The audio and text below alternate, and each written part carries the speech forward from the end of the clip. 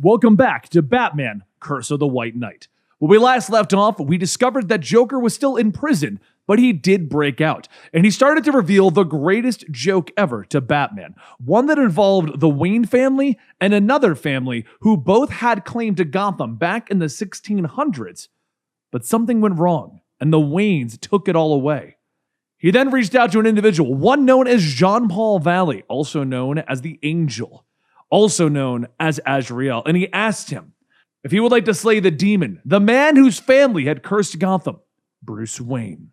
With these new revelations out, it's time for us to move forward with the Batman, the Curse of the White Knight series. But if you're wondering where you are, this is the Comicstorian channel. We're that weird part of YouTube where we take your favorite comic books, break them down into audio dramas, and then I pretend that I can voice act. It's a lot of fun for me, and a lot of people seem to be enjoying it. And today we're going to be doing issue number 2 of Batman, the Curse of the White Knight. I'll give you a link to the first episode down below, and you can go ahead and just subscribe to the channel to get future episodes. But let's go ahead and kick off issue 2.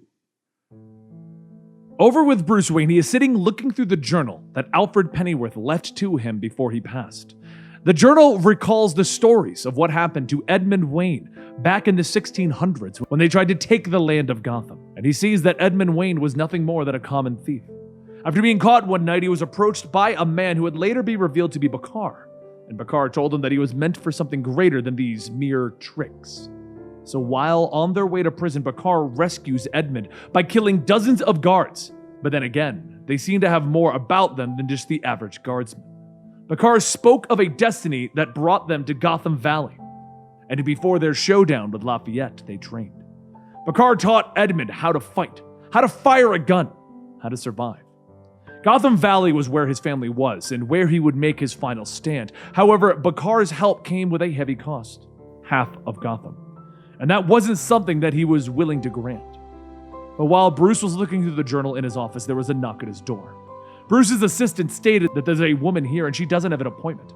Before Bruce could respond, the woman says that it's very important that she speaks with him. She's there regarding their bat problem. Bruce tells his assistant to let her in and then asks what he can do for her. She sits down, telling him that he and the police can lay off her clients. Their mutual friend, the Joker, told her everything. Bruce tells her that there's been a misunderstanding, and the woman stops him, telling him that this could go a lot quicker if he stops playing stupid and just accepts that right now she knows more about Bruce Wayne than even he does. Her name is Ruth, and she created the Batman Devastation Fund. She's also the financial handler for some of Gotham's wealthier citizens, the people Napier called the elites. She was there to point out that it's in both their interests for him to make the Napier initiative go away. Bruce asks if she's going to try and blackmail him, and Ruth says no, she's just here to tell him the facts. There's a rumor going around that Bruce Wayne is considering telling Gotham the truth about Batman, but what does he think would happen if he does let that go through, if he does reveal the truth of his identity? First, the stock in his companies would plummet as the FBI seizes all of his assets and he's arrested for terrorism. Thousands of people would lose their jobs, resulting in even more crime and poverty. He'd lose his fortune over the hundreds of assault charges from decades of vigilantism. Everyone who has ever worked with him would then be charged for aiding and abetting, including the GCPD. So it's really simple. If he wants what's best for Gotham, he should continue being Batman and fighting crime. Low-level crime.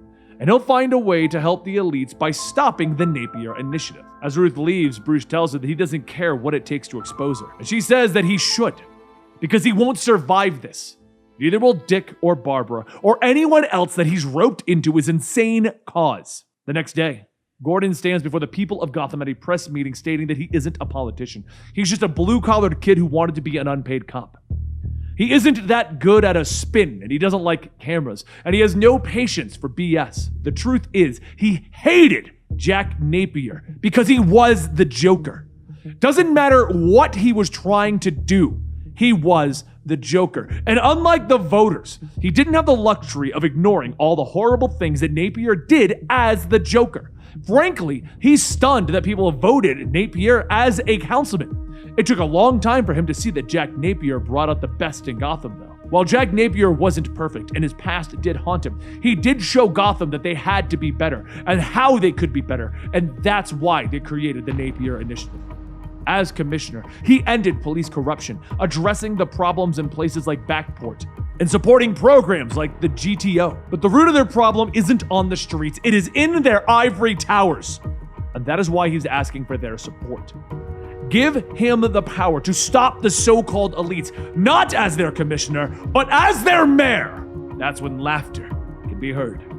And the Joker walks out onto the stage holding a gun, telling them, "My brand of comedy embraces the classics. Squirting flour, whoopee cushions, yo mama jokes.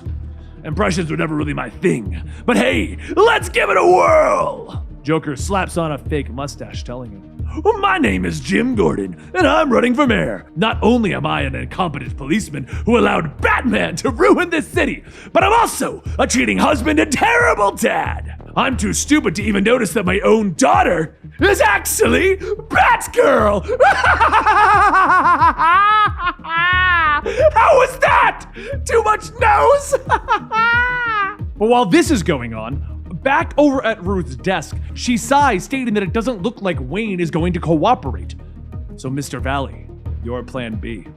Jean-Paul sets his sword on the desk, telling her, "Azrael."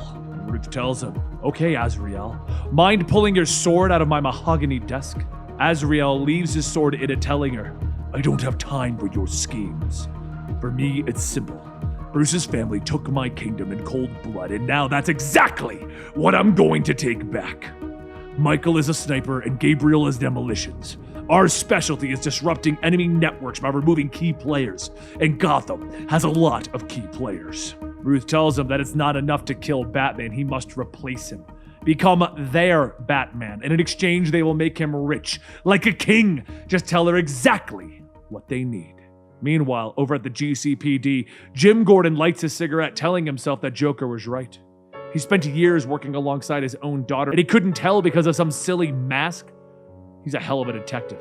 Jim points to Bruce Wayne, telling him, "And you, all this talk of trusting and turning a new leaf, stating that you'd reveal yourself to Gotham, when exactly is that going to happen?" Bruce tells him that they both agreed that it would complicate things. And Jim shouts, "Well, I was wrong! You should come out as Bruce Wayne. Then maybe Joker and the elites wouldn't have destroyed my little girl's life." Later, still trying to process what happened, Bruce turns to the last person to help him. The last person that could help him. Harley Quinn.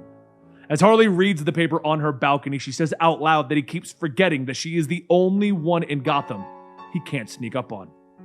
Bruce steps out, telling her that he needs her. "We have Joker in custody, and we need help interrogating him." Harley tells him that she doesn't give a crap about the Joker. So Bruce asks, "What about Jack Napier?" She pauses for a moment and tells him Jack is gone. She can't go down that road again. Her heart can't take it. Besides, she has other things to worry about. As she turns to show herself in the light, Bruce steps back, asking, "You're pregnant?" And Harley tells him, "Oh look, it's the world's greatest detective." With nothing else to go on, Bruce returns to the Batcave to go over the files of what Gotham Valley used to be, what it was back in the days of Edmund Wayne and Bakar. But before long, the computer indicates that there has been a security breach.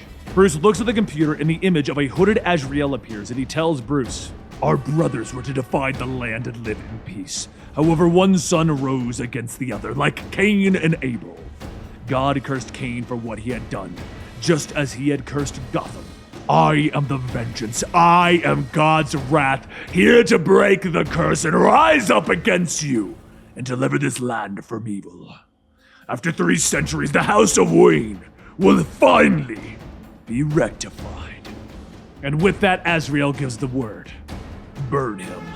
And with the finishing of that sentence, the Batmobile starts to fire up. Next, the Batjet flies up, crashing right before Bruce. Just as Bruce gets back to his feet, the Batmobile speeds by, with Bruce quickly jumping onto it and pulling at its wires. Outside, Gabriel loads up the truck, stating that she's just set the charges on the mansion. And Azrael tells them, "Move out!" While Bruce rewires the Batmobile, Azrael radios in that it's too late, Bruce. This is God's will. Without answering, Bruce punches the navigation screen. He begins to drive out of the Batcave as it is bursting into flames. And with that, the Wayne Mansion explodes and Azrael and his team drive off. And that concludes Curse of the White Knight #2. Now, trust me, my friends, this series is going to get insane. And if you want to read it right this second, go to your local comic book store or go to Comicsology and get it digitally. Keep reading it. We left off on issue 2. You can go check it out at issue 3 and 4, both of which are out already. But if you want us to cover it, consider subscribing to the channel, please, and hitting that bell to turn on notifications. I would greatly appreciate that. And you can join our amazing family here. And also don't forget, if you want early access, consider joining our Patreon. Link to that is down below.